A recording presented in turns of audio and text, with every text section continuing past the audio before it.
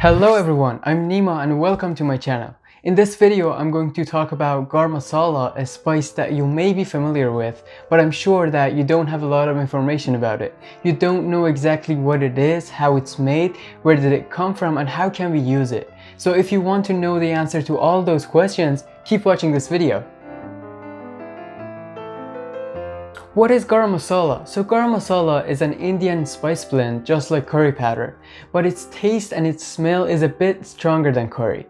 It is usually used in Indian cuisine and its name actually has a meaning. So in Hindi, garam means hot and masala means spice blend or mix of spices. So when we add those two words together, we would get something like a spice blend which is hot and spicy. Garam masala was first made in Southern Asia about 4,000 years ago, and at first they were just using this spice for medical usage instead of culinary usage. And right now we have two types of garam masala. One is the powder, just like curry powder, and the other is a paste. So when you add any liquid to that powder that you have, you will make a paste, and that liquid could be water, it could be stock, it could be vinegar. Okay, so what's in the garam masala? I will tell you the recipe.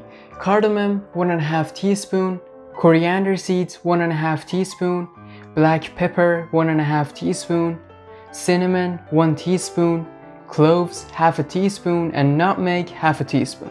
Also, some people and cultures might add some other spices to this blend, like turmeric and paprika. So if you like any spices, feel free to add it to your spice blend. Okay, now that you have all your spices ready, there are actually two ways to make garam masala, and they're very similar to each other. First, you have to roast all your spices in a saute pan for about 4 to 6 minutes, and then you would grind the spices. 2, you would first grind the spices and then roast them in a saute pan for about 4 to 6 minutes. You can use garam masala in a lot of different ways. You can cook with it, you can bake with it, or you can even add it to your salad dressing. I prefer to add it to rice because, as I mentioned, garam masala has a strong flavor and aroma. So when you add a little bit to your rice while cooking, rice will absorb all that flavor and aroma, and then it will make a very big difference in the taste of the rice. One last thing, don't buy pre-ground garam masala because spice blends in general would lose their aroma and flavor quickly after you grind them.